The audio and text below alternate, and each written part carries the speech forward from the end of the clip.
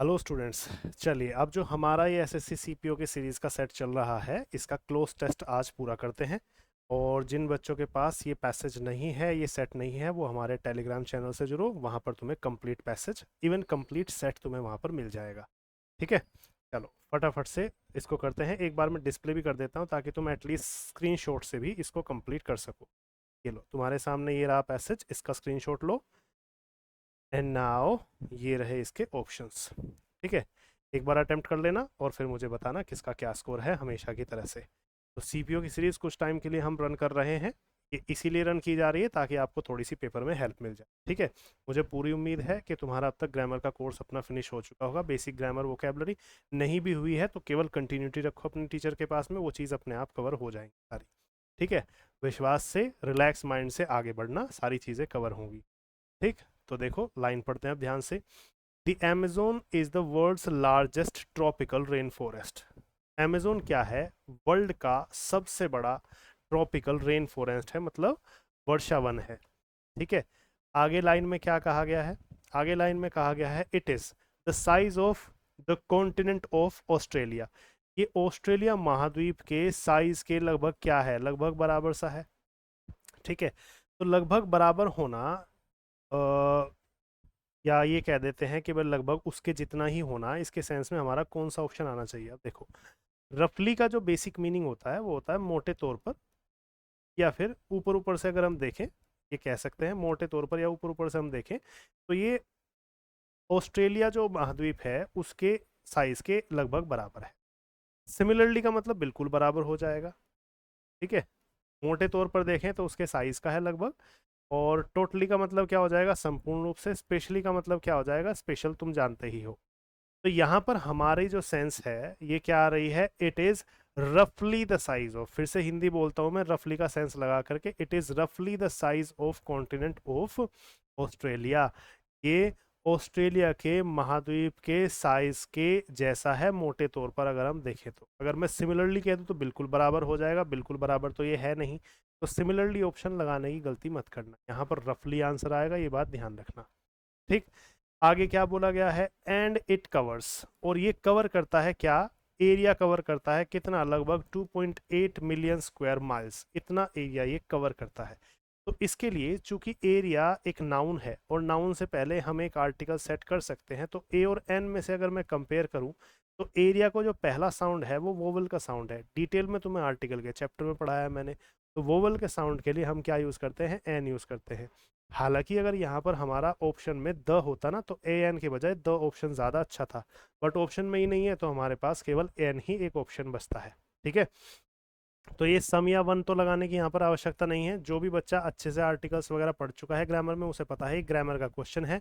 ठीक है, और तुमसे सिंपली ए एन का यूज़ पूछा गया है यहाँ। ठीक, the Amazon rain forest gets its life, इसको अपनी लाइफ कहाँ से मिलती है इस रेन फॉरेस्ट को? From the Amazon river.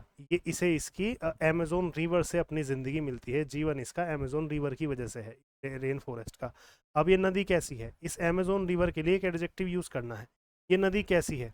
Magnetic का मतलब मैग्नेट की तरह से आकर्षक, जो मैग्नेट की तरह से खींचती है, ऐसा तो नहीं होगा। माइनर और मेजर के कोई चांसेस नहीं है। मजेस्टिक जो होता है ये होता है शानदार या आकर्षक। मजेस्टिक जो होता है शानदार या आकर्षक या प्रभावशाली। बड़ी और प्रभावशाली जो नदी है उसके लिए हमारा मजेस्टिक आंसर सबसे बेहतरीन है। ठीक है, तो हमारा आंसर क्या होगा?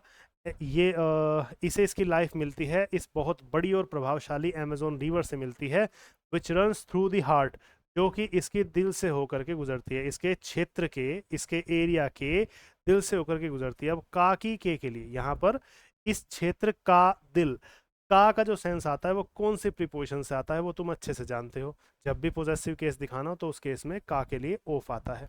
इस क्षेत्र के दिल से होकर के गुजरती है, the heart of the region, है ना, the heart of the region, इस क्षेत्र के दिल से होकर के गुजरती है।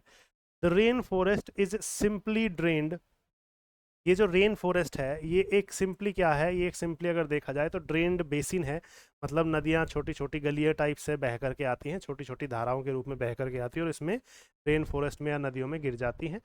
ड्रेन्ड बेसिन है for the river and it's, इस नदी के लिए ये जो रेन फॉरेस्ट है, ये जो वर्षा वन है, ये इस नदी के लिए एक तो ड्रेन्ड बेसिन है, इस नदी के लिए किसके लिए? अमेजोन के लिए। और इसकी किस चीज के लिए ड्रेन्ड बेसिन है ये बताओ।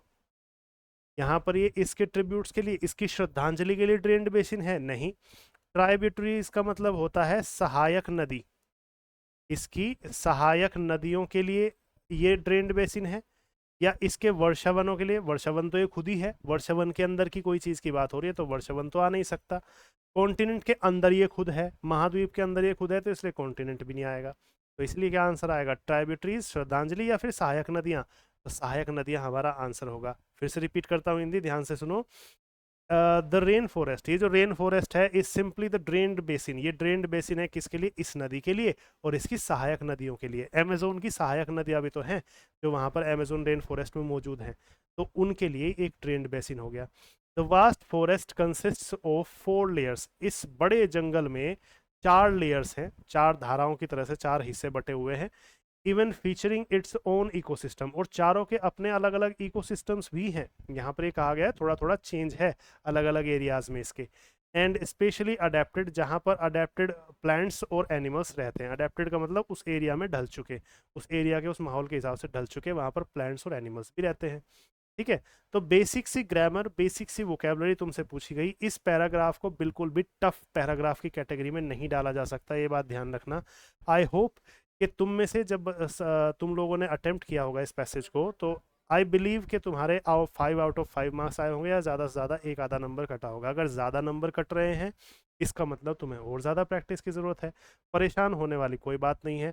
ऐसी बात अपने माइंड में बिल्कुल भी मत ले आना कि यार हमारे तो मार्क्स आते ही नहीं है, पता नहीं लोग कैसे सेंस निकाल लेते हैं, हमारा सेंस नहीं निकलता, हमारा क्या होगा। इस तरह की नेगेटिव और बेतुकी बातों से खुद को दूर रखो, समझ गए? रेगुलरिटी ही मेन की है, इस चीज़ को फॉलो करते चलो और आगे तुम्हें भी सिलेक्शन मिलेगा, ये बात याद रखना। रेगुलरिटी तोड़ी तो फिर किसी काम के नहीं रहोगे, इवन कंपटीशन में कदम रखने का भी कोई फ़ायदा नहीं होगा। ठीक है, चलो आज इसी मैसेज के साथ में आज का लेक्चर फिनिश करते हैं, और अगले लेक्चर में इसकी वोकेबलरी और कॉम्प्रिहेंशन टेस्ट और बाकी के जो सेक्शंस हैं उनको कवर करते हैं, और उसके बाद में नेक्स्ट सेट लेकर के चलते हैं। ठीक है, कुछ टाइम के लिए इस प्रैक्टिस को जारी रखेंगे। Have a good day.